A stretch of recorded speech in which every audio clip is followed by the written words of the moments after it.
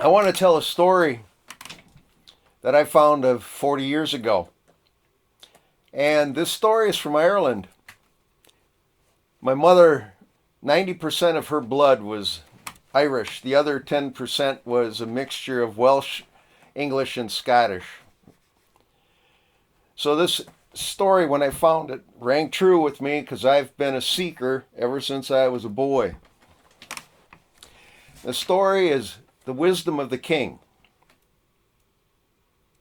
Now, in old Ireland, the High Queen of Ireland died while giving birth to her child. And so the child was put to nurse with a woman who lived on the edge of the great dark woods.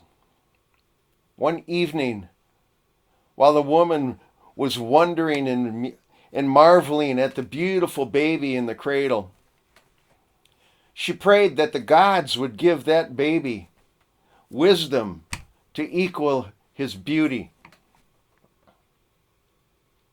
And as she was staring down at the cradle and the beautiful face, a knock came at the door. And she said, "Who's there?" And she heard this thin voice say, "Open. I am the crone of the gray hawk, and I come from the darkness of the great woods." The nurse went to the door, unbolted the door, and in walked a woman, an old, ancient woman who was much taller than the average human being, dressed completely in gray. The old woman walked to the head of the cradle, and in the gleam of the firelight, the nurse could see that instead of hair growing on the old woman's head were the feathers of the gray hawk. And the nurse trembled. And then she heard another knock at the door, and a voice said, "Open, for I am a crone of the great gray hawk, and I look over his nest in the deep, dark woods." And trembling, the nurse opened up the door. In walked a second woman, as tall and as old and ancient as the first. And behind her came a third, and then a fourth, and a fifth, and a sixth, and a seventh. And they circled the cradle, and they looked down on the cradle. And after moments of silence, the third crone said, "I saw him from far off because of the redness of his heart beneath his silver skin." And then the fourth crone said, "I knew him because his heart trembled like a bird trapped in a net of silver cords." And then the fifth one said, "I knew him because his heart sang like a bird, happy in a silver cage."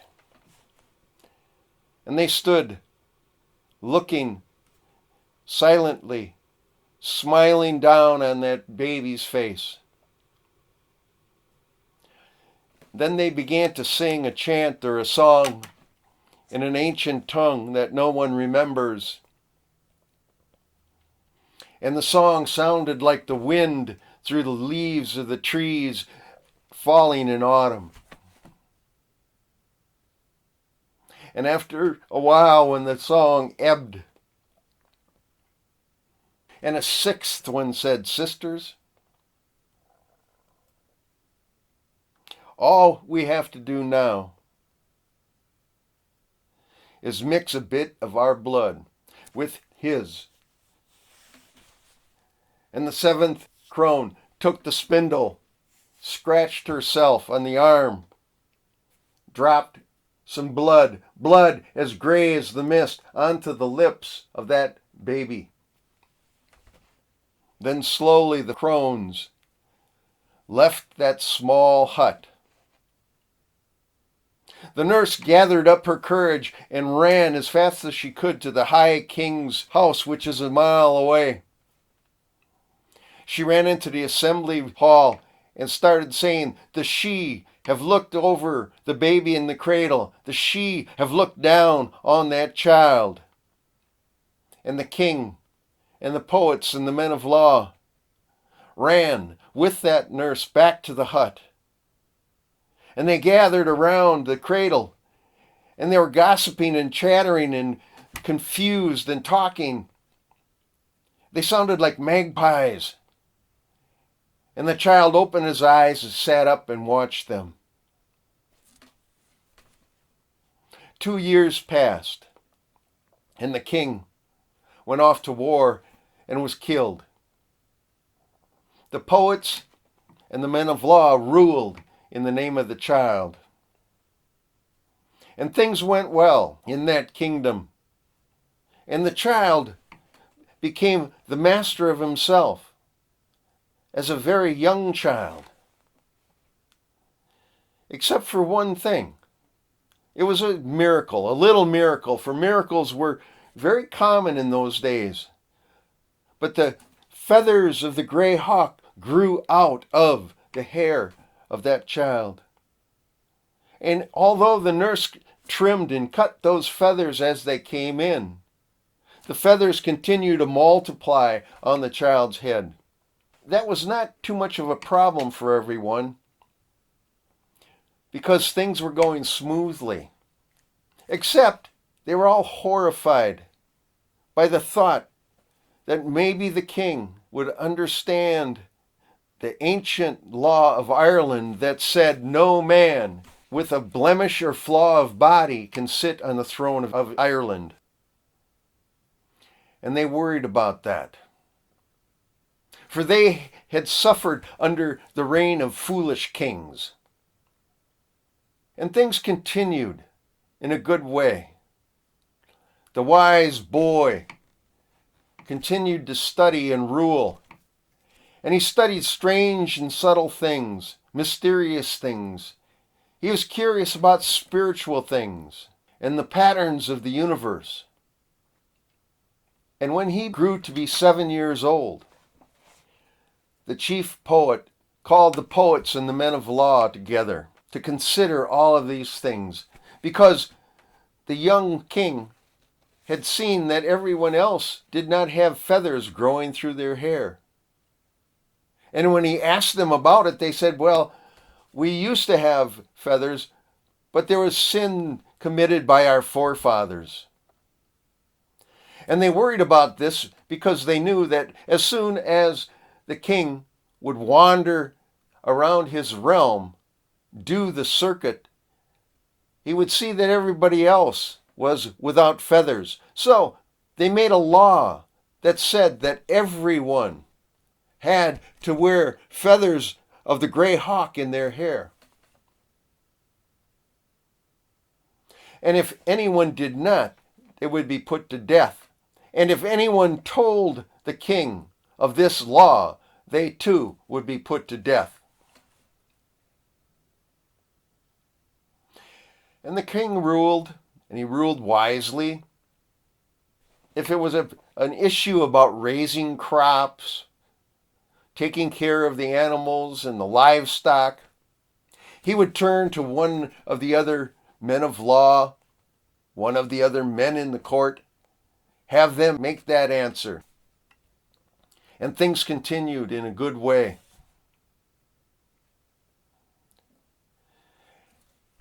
And that king grew from childhood, boyhood, adulthood. And his wisdom grew as he continued studying the laws and patterns of the universe. And his wisdom was known around the world. And people came to visit and ask his advice. Now, because of the law that the poets and the men of law had created, as soon as these people came to the border, they were forced to put feathers into their hair. And they would come and sit before him, and they would ask his advice. And if a man came and had a noble heart and had done wonderful things for a good cause. The king praised him. However, when that man returned to his home, that which he loved seemed less lovable. And when someone came that was only concerned about themselves, about their own personal peace and welfare, they took the words from the king, those words that seemed to make the darkness light, words that made the heart seem to sing. And they would go home. And when they got home, they would realize that they were no longer interested in toiling in the soil. Their muscles grew weak. For the king had shown them a greater purpose. And young ones had heard about this king, and they came to visit him and ask his advice. And they came and they sat at his knees, listening to everything he said. And the way he spoke filled their minds with wonder about extraordinary joys. And when they returned home, they weren't able to enjoy ordinary joys, and they grew unhappy.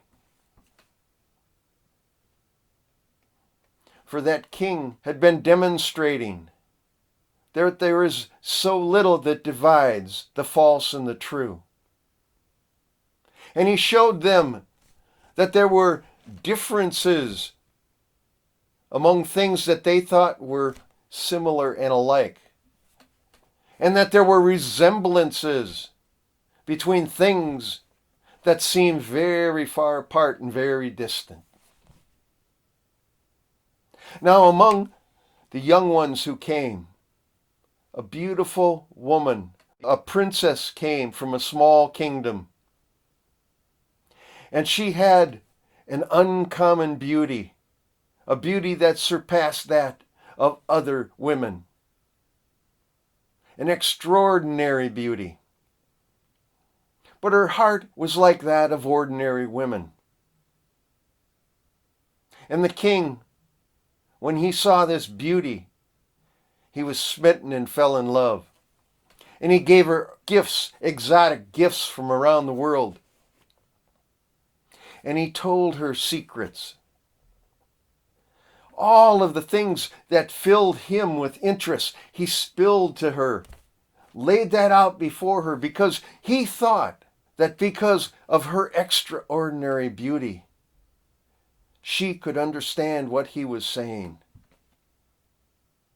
But she had a sense of horror about the feathers in his hair and about the mysterious and subtle things that he spoke of. And she accepted his gifts with a bit of yielding to him and a bit of withholding. And when she was in his presence, her face was halfway between a frown and a smile. One day the king went walking down by the river, and there were sally bushes between the river and where he walked. And as he walked, he heard a voice that he recognized. It was the yellow-haired young man who took care of his horses. This was a young man, a tall young man, who loved to wrestle. He loved the exuberance of athletic competitions. He loved the sweat and the smell of the horses and of the land. That young man said these words, "Oh, darling, it makes me angry that you have to wear the feathers of the gray hawk in your beautiful hair just so that bird of prey who sits on the throne can sleep easily at night." And a woman replied, a voice that the king recognized, And the voice said, "Darling,